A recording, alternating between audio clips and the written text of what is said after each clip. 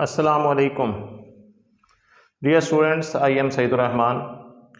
आज lecture third है हमारा, chapter first introduction to programming. और आज हम डिस्कस करेंगे सिंटैक्स के मुतालिक। एक लैंग्वेज जो है इसका सिंटैक्स क्या होता है।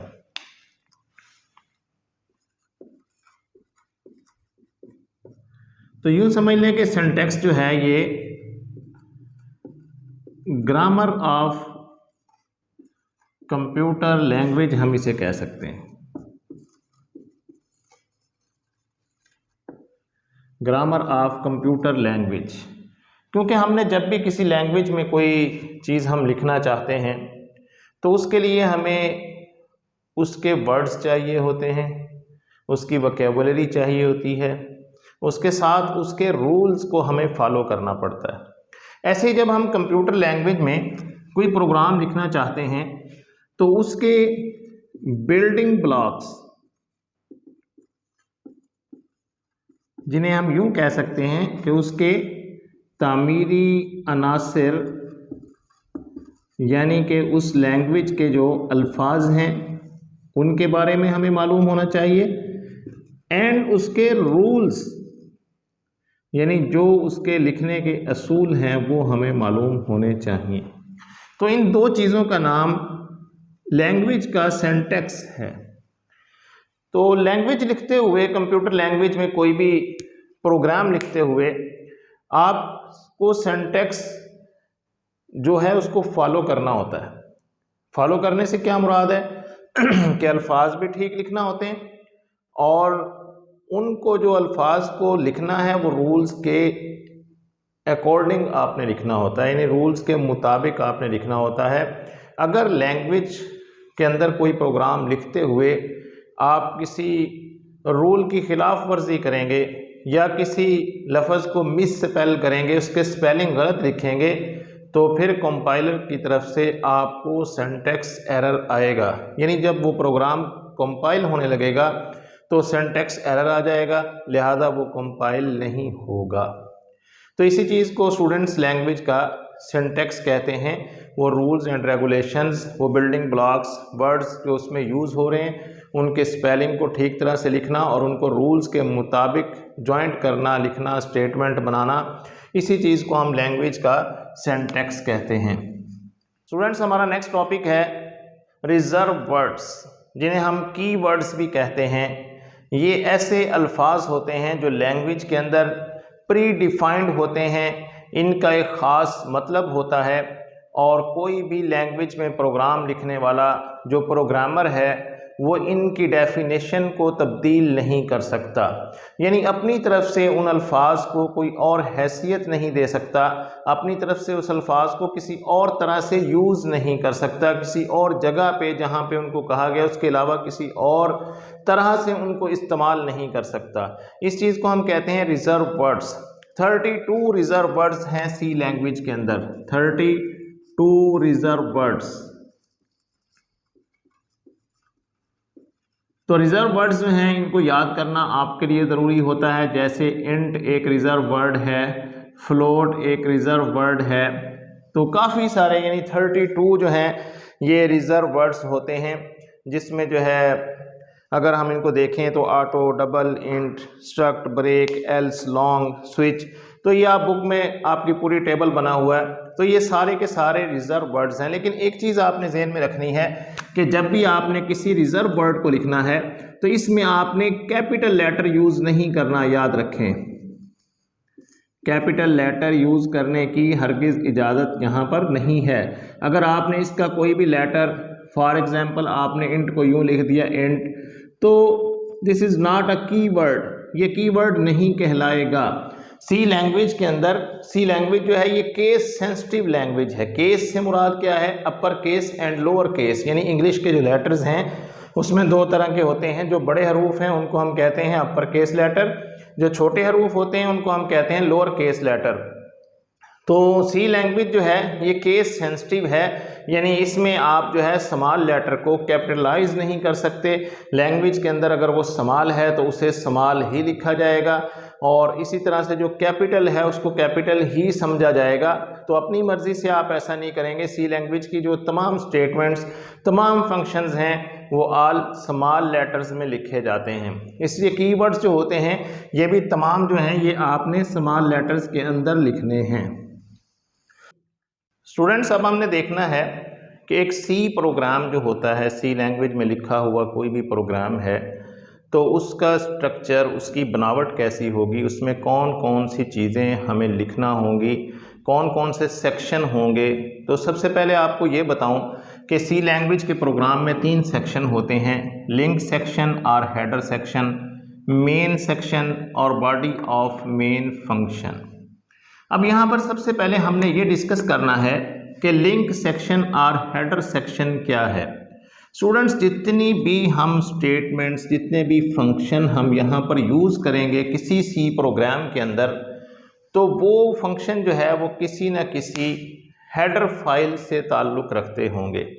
फॉर एग्ज़ाम्पल, अगर हम अपने प्रोग्राम में यूज़ कर रहे हैं printf या फिर scanf का फंक्शन यूज़ कर रहे हैं, तो ये जो दोनों हैं ये पड़े होते हैं stdio.h की फ़ाइल में। लिहाजा अगर हम इनको यहाँ पे यूज़ करेंगे तो इस फाइल को प्रोग्राम में शामिल करना यहाँ पर ज़रूरी है। इस तरह अगर आप जो है getch का फंक्शन यूज़ कर रहे होंगे तो ये जो है ये पड़ा होता है conio.h की फ़ाइल में पड़ा होता है, लिहाजा इस फाइल को हमें इंक्लूड करना पड़ेगा। इस तरह अगर आप कोई मैथमेटिक्स का फंक्शन यूज़ कर रहे हैं, फॉर एग्ज़ाम्पल आप पाई की कोई वैल्यू वगैरह यूज़ कर रहे हैं इसमें, तो उस वक़्त आपको यहाँ पे math.h की फ़ाइल को इंक्लूड करना पड़ेगा। ये मैं इस सेक्शन की बात कर रहा हूँ। मीन ये है कि प्रोग्राम के अंदर ये जगह है जहाँ पे हमने स्टेटमेंट्स लिखनी है, और जो जो स्टेटमेंट्स हम यहाँ पर लिखेंगे वो जिस हेडर फाइल के अंदर मौजूद हैं उस हेडर फाइल को यहाँ हमें यानी हेडर सेक्शन में इंक्लूड का मतलब है शामिल करवाना, इस प्रोग्राम के साथ शामिल करवाना पड़ेगा ताकि कंपाइलर इसका मीनिंग यहाँ से पढ़ सके। मेरे ख्याल में आप समझ गए होंगे कि जो फंक्शन हम यहाँ यूज़ करेंगे प्रोग्राम के अंदर, वो फंक्शन जिस फाइल के अंदर पड़ा हुआ है उस फाइल को हमने इंक्लूड करना है, शामिल करना है प्रोग्राम के अंदर। और उसका तरीका ये है कि #include और एंगल ब्रैकेट के अंदर हम उस फाइल का नाम लिखेंगे जिसका फंक्शन हम यहाँ पर यूज़ कर रहे होंगे। तो इसको हम कहते हैं लिंक सेक्शन और हेडर सेक्शन। तो नोट कीजिएगा कि अगर आप getch इस्तेमाल कर रहे हो, आप इसको इंक्लूड नहीं करेंगे conio.h को। अब जहाँ पे फ़र्ज़ किया कि हम यहाँ पे लिख देते हैं getch, हम जो है इस फंक्शन को यूज़ कर रहे हैं, तो यहाँ पर मैं लिखूँगा #include conio.h। तो इस तरह हमें मुझे जो है यहाँ पे 2 जो है फाइल्स को इंक्लूड करवाना होगा। तो जितने यहाँ पे हम फंक्शन यूज़ करेंगे उनकी हेडर फाइल्स को यहाँ प्रोग्राम में स्टार्ट में इंक्लूड करवाना होता है। इसको हम कहते हैं प्री प्रोसेसर डायरेक्टिव। मीन ये है कि प्रोग्राम स्टार्ट होने से पहले इन फाइल्स को जो है प्रोग्राम में वो इंक्लूड कर लेता है, और बाद में इनकी डेफिनेशन जो हम फंक्शन यूज़ कर रहे हैं इनकी डेफिनेशन यहाँ से पढ़ता है। इसके बाद स्टूडेंट दूसरा जो है हमारे पास वो है मेन सेक्शन। तो मेन सेक्शन ये वाला है जिसको हम मेन फंक्शन कह रहे हैं। तो इसमें जो है मेन फंक्शन जो है ये लिखना ज़रूरी है किसी भी सी प्रोग्राम के अंदर। अब यहाँ पे क्वेश्चन ये है कि मेन फंक्शन है क्या। जो हमारा कोई भी सी प्रोग्राम है स्टूडेंट्स, इसकी जो एग्जीक्यूशन है यानी इसको जब हम रन करते हैं तो प्रोग्राम चलना शुरू होता है, इसको हम कहते हैं प्रोग्राम की एग्जीक्यूशन। तो प्रोग्राम की जो एग्जीक्यूशन है यानी उसकी हिदायत पे जो अमल होना है वो एग्जीक्यूशन यहाँ से स्टार्ट होती है मेन फंक्शन से। इसलिए कोई भी सी प्रोग्राम मेन फंक्शन के बगैर नहीं लिखा जा सकता। इसमें जो है सबसे पहले हम मेन फंक्शन को लिखते हैं और उसके बाद ये जो है हम इसकी बॉडी बनाते हैं जिसमें हम 2 कर्ली ब्रेसेस यानी कि कर्ली ब्रैकेट्स का जो है इस्तेमाल करते हैं। अब मेन फंक्शन को लिखने के तरीक़ेकार क्या है, इसमें 3 चीज़ें हैं। यहाँ पर फर्स्ट ऑफ ऑल हम ये लिखते हैं कि ये जो मेन फंक्शन होगा ये किस तरह की वैल्यू रिटर्न करेगा। अब यहाँ पे हमने लिखा है वाइड, तो वाइड का मीनिंग क्या है? वाइड का मतलब होता है एम्प्टी, यानी कि खाली। मीन ये है कि ये हमें कोई वैल्यू रिटर्न नहीं करेगा, इसलिए हम यहाँ पे वाइड लगाते हैं। और यहाँ पे जो है हमने कोई पैरामीटर्स वगैरह इसके देने होते हैं, वो भी यहाँ पे ज़रूरत नहीं होती। इसलिए सिंपली मैं आपको ये बता रहा हूँ कि जब आप सी लैंग्वेज का प्रोग्राम शुरू करेंगे तो आप सिर्फ इसी तरह इसको लिखेंगे, वाइड मेन, और आगे जो है इसके ये आप जो है 2 जो है खाली ब्रैकेट्स लगा देंगे और इसको हम कहते हैं मेन फंक्शन। तो आपने ये मेन फंक्शन जो है इसी तरह से लिखना है, इसमें कोई परेशान होने की ज़रूरत नहीं। आगे चल के चैप्टर 5 में जब हम फंक्शन पढ़ेंगे तो आपको अच्छी तरह से समझ आ जाएगा कि इस फंक्शन का क्या मकसद है।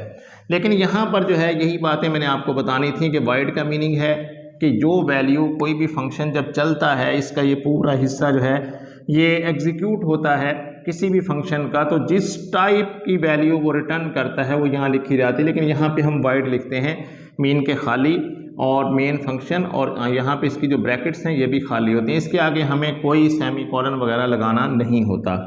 इसके बाद थर्ड में आ जाती है बॉडी ऑफ मेन फंक्शन। यही वो असल जगह है जहाँ पे आपने प्रोग्राम लिखना है। प्रोग्राम के अंदर जितनी भी फंक्शन आपने लिखने हैं, स्टेटमेंट्स जो लिखनी हैं, वो इस बॉडी के अंदर अंदर लिखनी है। स्टूडेंट्स यहाँ पे एक चीज़ आपको ये बताऊं कि जिस सीक्वेंस से आप यहाँ पर इनको लिखेंगे उसी सीक्वेंस से ये एग्जीक्यूट होंगे, यानी पहले ये एग्जीक्यूट होगी और उसके बाद जो है ये एग्जीक्यूट होगी। तो इसका मतलब ये हुआ कि यहाँ पे इसका सीक्वेंस बहुत ही ज़रूरी है। नंबर 2, जो पहले बता चुका हूँ कि सी लैंग्वेज जो है ये एक केस सेंसिटिव लैंग्वेज है, इसलिए इसके फंक्शंस को आपने स्मॉल लेटर्स में ही लिखना है। यहाँ भी आपने तमाम जो है ये स्मॉल लेटर्स का यूज़ करना है। हाँ, जो चीज़ें आप प्रिंट करना चाहते हैं यहाँ पर आप कैपिटलाइज लेटर, अगर आप कैपिटल लिखेंगे तो ये कैपिटल में प्रिंट हो जाएगा, अगर आप इसको स्मॉल में लिखेंगे तो स्मॉल में प्रिंट हो जाए। इसको हम आगे चल के देखते हैं, इसमें आपने जो है कंफ्यूज नहीं होना कि ये प्रिंट कैसे होगा, प्रिंट की कमांड, वो तमाम चीज़ें जो हैं हम इन द नेक्स्ट जो है इनको देखेंगे। तो यहाँ तक जो है हमारा एक सी लैंग्वेज के जो प्रोग्राम का स्ट्रक्चर है वो यहाँ तक कंप्लीट हो चुका है। 3 चीज़ें इसमें आई हैं, लिंक सेक्शन और हेडर सेक्शन। ये जो ऊपर है इसमें हम वो फाइल इंक्लूड करते हैं जिसमें वो फंक्शन पड़ा होता है जिसने काम करना है। मेन सेक्शन, इसमें मेन फंक्शन पे ये जो है मुश्तमिल होता है। और number 3, body of main function, ये 2 कर्ली ब्रेसेस होती हैं और इनके अंदर हम अपनी वो तमाम स्टेटमेंट्स लिखते हैं जो कि हमने एग्जीक्यूट करानी होती हैं किसी प्रोग्राम के अंदर।